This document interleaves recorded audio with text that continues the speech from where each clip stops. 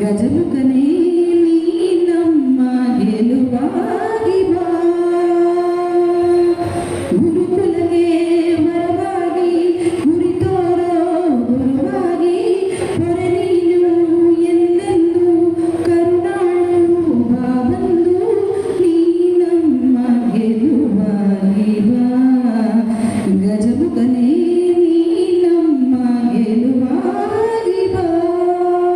ಒಂದು ಕಡೆ Shri Chowdeshwari charitable trust ಅಧ್ಯಕ್ಷರಾಗಿರ್ತಕ್ಕಂಥ ಅನಂತರಾಮುರವರಿಗೆ ನನ್ನ ಗೌರವಪೂರ್ವಕವಾಗಿರ್ತಕ್ಕಂಥ ನಮಸ್ಕಾರಗಳನ್ನು ಸಮರ್ಪಿಸುತ್ತಾ, ಅದೇ ರೀತಿಯಾಗಿ ವೇದಿಕೆ ಮೇಲೆ ಆಸೀನರಾಗಿರ್ತಕ್ಕಂಥ ಶ್ರೀಮತಿ ಅನಂತರಾಮುರವರಿಗೂ ಕೂಡ ನನ್ನ ನಮಸ್ಕಾರಗಳನ್ನು ಸಮರ್ಪಿಸುತ್ತಾ, ವೇದಿಕೆ ಮೇಲೆ ಆಸೀನರಾಗಿರ್ತಕ್ಕಂಥ ಎಲ್ಲ ಗಣ್ಯಮಾನ್ಯರು ಈಗಾಗಲೇ ಸ್ವಾಗತ ಮಾಡಬೇಕಾದಾಗ ಎಲ್ಲರನ್ನೂ ಕೂಡ ಹೆಸರನ್ನು ಹೇಳಿ ಸ್ವಾಗತವನ್ನು ಮಾಡಿದೆ.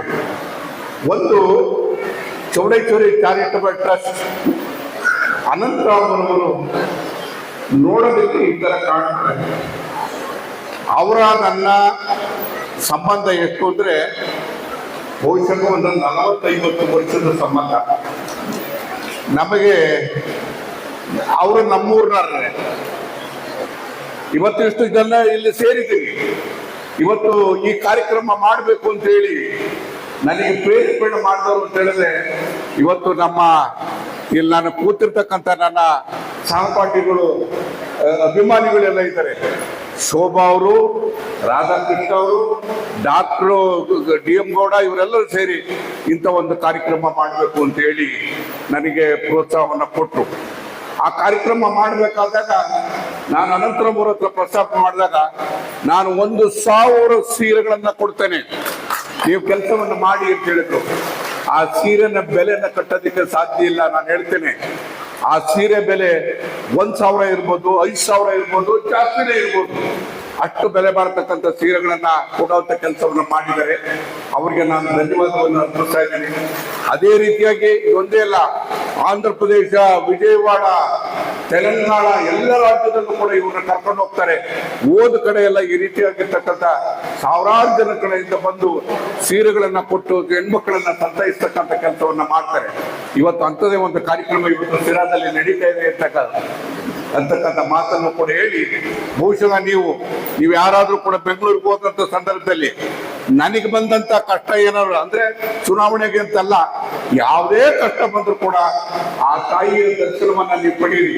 ಆ ತಾಯಿ ಅಂತ ಹೇಳಿದ್ರೆ ನೀವು ಅಲ್ಲಿವರೆಗೂ ಬೆಂಗಳೂರಿಗೆ ಹೋಗದೇ ಇದ್ರು ಕೂಡ ಕೊನೆ ಪಕ್ಷ ನಮ್ಮ ದುರ್ಗಮ್ಮನ ದೇವಸ್ಥಾನಕ್ಕೆ ಹೋಗುವಂತ ಕೆಲಸವನ್ನ ನೀವು ಮಾಡಿದ್ರೆ ಎಷ್ಟೋ ಜನದ ಕಷ್ಟ ನಿವಾರಣೆ ಆಗೋದಕ್ಕೆ ಸಾಧ್ಯ ಆಗ್ತದೆ. ಇವತ್ತು ಪ್ರತ್ಯಕ್ಷವಾಗಿ ಇವತ್ತು ದುರ್ಗಮ್ಮ ನೋಡ್ತಾ ಇದ್ದಾರೆ ಈ ಕಾರ್ಯಕ್ರಮನ. ನನಗೊಂದು ಅನಂತರಾಮರವರು ಇಲ್ಲಿ ಮೆಚ್ಚಬೇಕಾಗಿರ್ತಕ್ಕಂಥದ್ದಂದ್ರೆ, ಸಿರಾದಲ್ಲಿ ನಾನು ಒಬ್ಬ ಶಾಸಕರಾಗಿರ್ತಕ್ಕಂಥದ್ದನ್ನು ಪುಣ್ಯ ಅಂತ ಭಾವಿಸ್ತೀನಿ. ಸಿರಾ ನೆಲಕ್ಕೆ 1,000 ವರ್ಷಕ್ಕೂ ಹೆಚ್ಚಿನ ಇತಿಹಾಸ ಇರ್ತಕ್ಕಂಥದ್ದು. ಇಲ್ಲಿ ಆ ದೇವಸ್ಥಾನಕ್ಕೆ ಹಿಂದೂಗಳು ಹೋಗ್ತಾರೆ, ಮುಸ್ಲಿಮರು ಕೂಡ ಬರ್ತಾರೆ. ಹಿಂದೂರು, ಮುಸ್ಲಿಮರು ಎಲ್ಲರೂ ಕೂಡ ಅಲ್ಲಿ ಬರ್ತಾರೆ. ಬಹುಶಃ ಈ ರೀತಿಯಾಗಿರ್ತಕ್ಕಂಥ ಜಾತ್ಯಾತೀತವಾಗಿರ್ತಕ್ಕಂಥ ದೇವರು ಅಂತಂದ್ರೆ ನಮ್ಮ ದುರ್ಗಮ್ಮ. ಆ ದುರ್ಗಮ್ಮನ ಆಶೀರ್ವಾದ ಯಾವತ್ತೂ ಇರುತ್ತೆ ಅನ್ನೋದ್ರ ಜೊತೆಗೆ ನಾವು ಇಂಥದೇ ಒಂದು ಕಾರ್ಯಕ್ರಮನ ತಾವರೆಕೆರೆಯಲ್ಲಿ ಮಾಡಿದ್ವಿ. ತಾವರೆಕೆರೆಯಲ್ಲಿ ಮಾಡಿದಾಗ ಆ ಕಾರ್ಯಕ್ರಮದಲ್ಲಿ ಪ್ರೇರೇಪಣೆ ಆದ ಮೇಲೆ ನಾನು ತಾಯಿ ಮಕ್ಕಳ ಆಸ್ಪತ್ರೆಯನ್ನು ಕಟ್ಟಬೇಕು ಅಂತಕ್ಕಂಥದ್ದು ತೀರ್ಮಾನ ಮಾಡಬೇಕು. ತಾಯಿ ಮಕ್ಕಳ ಆಸ್ಪತ್ರೆ ಇವತ್ತು ಸಿರಾದಲ್ಲಿ ಕಟ್ಟಿರ್ತಕ್ಕಂಥದ್ದು ಎಷ್ಟೋ ಜನಕ್ಕೆ ಜೀವವನ್ನು ಕೊಡುವಂತ ಕೆಲಸವನ್ನು ಮಾಡಿದೆ, ಎಷ್ಟೋ ಜನಕ್ಕೆ ಶಕ್ತಿಯನ್ನು ಕೊಡ್ತಕ್ಕಂಥ ಕೆಲಸವನ್ನು ಮಾಡಿದೆ. ಆ ಆಸ್ಪತ್ರೆಯಲ್ಲಿ ಇವತ್ತು ಒಂದು ದಿನಕ್ಕೆ ಕನಿಷ್ಠ ಅಂದ್ರೆ 1,500ದಿಂದ 2,000 ಜನರವರು ಕೂಡ ಬರ್ತಾರೆ ಔಟ್ ಪೇಷಂಟ್ಗಳು. ಅದು ಏನೇ ಆಗಲಿ, ಅದರಲ್ಲಿ ತಪ್ಪು ಕೂಡ ಆಡಳಿತದ ಏನೇ ಇದ್ರು ಕೂಡ ಡಾಕ್ಟರ್ಗಳು ಒಳ್ಳೆ ಕೆಲಸ ಮಾಡಿ ಟ್ರೀಟ್ಮೆಂಟ್ ಕೊಡ್ತಕ್ಕಂಥ ಕೆಲಸವನ್ನು ಮಾಡಿದ್ದಾರೆ. ಇವತ್ತು ನಮ್ಮ ತಾಯಿ ಮಕ್ಕಳ ಆಸ್ಪತ್ರೆ ಅಂದ್ರೆ ಕೇವಲ ಸಿರಾದಲ್ಲಿ ಅಲ್ಲ, ಮಡಚಿರ, ಮಧುಗಿರಿ, ಕೊರಟಗೆರೆ, ಚಿಕ್ಕನಾಯಕನಹಳ್ಳಿ ಎಲ್ಲ ಭಾಗದಲ್ಲೂ ಕೂಡ ಇಲ್ಲಿಗೆ ಬರುವಂತ ಕೆಲಸವನ್ನ ಮಾಡ್ತಾರೆ. ಆದ್ರೆ ಇದಕ್ಕೆ ತಾಯಿ ಮಕ್ಕಳ ಆಸ್ಪತ್ರೆಯನ್ನು ಕಟ್ಟೋದಕ್ಕೆ ಪ್ರೇರೇಪಣೆ ಆಗಿತ್ತು ಅಂತ ಹೇಳಿದ್ರೆ ನನಗೆ ಈ ರೀತಿಯಾದಂತ ಒಂದು ಕಾರ್ಯಕ್ರಮನ ತಾವರೆಕೆರೆಯಲ್ಲಿ ಮಾಡಿದ್ರಿಂದ ಆಗಿದೆ ಅಂತಕ್ಕಂಥ ಮಾತನ್ನ ಹೇಳೋದ್ರ ಜೊತೆಗೆ ನನಗೆ ಚಂದ್ರಶೇಖರ್ ಹೇಳ್ಬೇಕೀಗ. ನನಗೆ ಇಷ್ಟೊಂದು ದೊಡ್ಡ ಕಾರ್ಯಕ್ರಮ ಮಾಡಿದ್ದಾದ್ಮೇಲೆ ಈಗ ಸುಮಾರು ಎಷ್ಟು 750 ಜನ 750 ಜನ ಗರ್ಭಿಣಿ ಹೆಣ್ಮಕ್ಳು ಬಂದಿದ್ದಾರೆ. ಅವ್ರನ್ನ ಕೂರಿಸಿ ಎಚ್ಚೆತ್ತು ಮಾತಾಡೋದು ಬೇಡ. ನಾನು ಒಂದು ಮಾತು ಹೇಳ್ತೀನಿ, ಯಾವುದೇ ಸಂದರ್ಭದಲ್ಲೂ ಕೂಡ ಇವತ್ತು ಉತ್ತರ ಕರ್ನಾಟಕದ ಭಾಗದಲ್ಲಿ ಜನರಿಗೆ ಸಹಾಯ ಆಗಬೇಕು ಅನ್ನೋದಾದ್ರೆ ಸಿರಾದಲ್ಲಿ ಒಂದು ಮೆಡಿಕಲ್ ಕಾಲೇಜ್ ಆಗಬೇಕು, ಸೂಪರ್ ಸ್ಪೆಷಾಲಿಟಿ ಹಾಸ್ಪಿಟಲ್ ಆಗಬೇಕು. ಆಗ ಮಾತ್ರ ಇದು ಸಾಧ್ಯ ಆಗ್ತದೆ, ಇಡೀ ಜನಕ್ಕೆ ಸಹಾಯ ಮಾಡೋದಕ್ಕೆ ಸಾಧ್ಯ ಆಗ್ತದೆ. ಅದಕ್ಕೆ ನಾನು ಹೇಳ್ತೀನಿ, ಸುಮಾರು 50 ಎಕರೆ ಜಾಗವನ್ನ ನಾನು ಇಟ್ಕೊಂಡಿದ್ದೇನೆ, ಯಾರಿಗೂ ಗೊತ್ತಿಲ್ಲ. 50 ಎಕರೆ ಜಾಗ ಅಂದ್ರೆ 50 ಕೋಟಿಯಲ್ಲ 100 ಕೋಟಿ ರೂಪಾಯಿ ಬೆಲೆ ಮಾಡ್ತಕ್ಕಂಥ ಜಾಗ.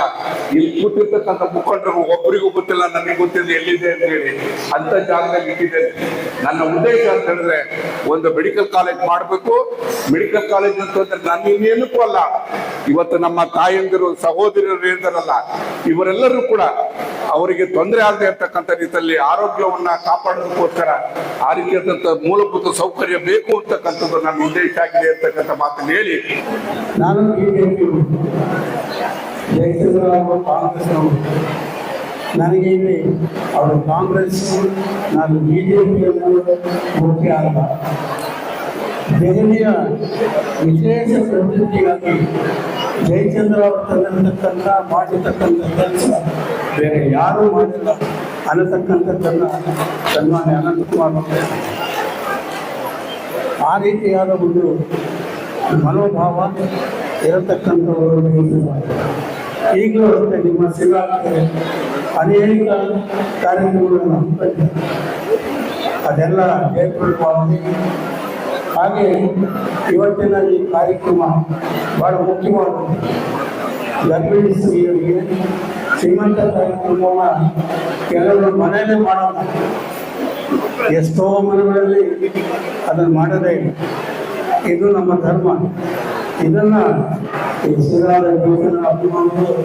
ಹಮ್ಮಿಕೊಂಡು ಈ ಕಾರ್ಯಕ್ರಮವನ್ನು ಮಾಡ್ತಾ ಇದ್ದಾರೆ. ಹಿಂದೆ ಒಮ್ಮೆ ತಾವರೆಕೆರೆಯಲ್ಲಿ ಇದೇ ಥರ ಒಂದು ಕಾರ್ಯಕ್ರಮ ಆಗಿತ್ತು. ಆಗಲೂ ಕೂಡ ನಾವು 750 ಜನಕ್ಕೆ ಸೇವೆಗಳನ್ನು ಹಂಚಿದ್ವಿ. ಇಂಥ ಕಾರ್ಯಕ್ರಮಗಳು ನಡೀತಾ ಇರಬೇಕು. ನಮ್ಮ ಏನು ಒಂದು ಧರ್ಮದ ನೆಲೆಗಟ್ಟಿದೆ ಅದನ್ನು ನಡೆಸ್ಕೊಂಡು ಮತ್ತೆ ಗರ್ಭಿಣಿ ಇದೊಂದು ಶ್ರೀಮಂತ ಅಂತಂದರೆ ಹೆರಿಗೆಯ ಒಂದು ಗಡಿ ಭಾಗಗಳು ಅಂತಿದೆ. ಆ ಒಂದು ಸಂದರ್ಭದಲ್ಲಿ ಆ ತಾಯಿಗೆ ಅನೇಕ ರೀತಿಯಾದಂಥ ಒಂದು ಶಕ್ತಿಯುತವಾದ ಆಹಾರಗಳು, ಅವಳಿಗೆ ಆ ವ್ಯಾಯಾಮಗಳು ಅದೆಲ್ಲ ಭಾಳಷ್ಟು ಬೇಕಾಗಿರ್ತದೆ. ಅಂಥ ಒಂದು ಕಾರ್ಯಕ್ರಮ ಶ್ರೀಮಂತ. ಈ ಹಂತದಲ್ಲಿ ನಾನು ತಾಯಿಯವರಿಗೆ ಹೇಳ್ತೇನೆ, ನೀವು ಯಾವಾಗ ಒಂದು ಒಳ್ಳೆಯ ಮಾತು, ಒಳ್ಳೆಯ ಒಂದು ಕಥೆಗಳನ್ನು ಬಳಸತಕ್ಕಂಥದ್ದು, ಒಳ್ಳೆಯ ನಡೆನುಡಿಗಳ ಒಂದು ಸಂಸ್ಕಾರದಲ್ಲಿ ನಡೆಯತಕ್ಕಂಥದ್ದು ಇದು ಮಾಡಿದಾಗ ನಿಮ್ಮಿಂದ ಹುಟ್ಟತಕ್ಕ ಮಕ್ಕಳು ಕೂಡ ಅವನ್ನ ಅನುಕರಿಸುತ್ತದೆ. ಹಾಗಾಗಿ ಇವತ್ತಿನ ಈ ಕಾರ್ಯಕ್ರಮ ನಾವು ಇಲ್ಲಿ ಒಂದೇ ಕಡೆ ಅಲ್ಲ, ಆಂಧ್ರದಲ್ಲಿ ಮತ್ತು ತೆಲಂಗಾಣದಲ್ಲಿ ನವೆಂಬರ್ ಡಿಸೆಂಬರ್ ತಿಂಗಳಲ್ಲಿ ದೇವಿಯ ಉತ್ಸವ ಮೂರ್ತಿಯನ್ನು ತೆಗೆದುಕೊಂಡು ಹೋಗ್ತೇವೆ.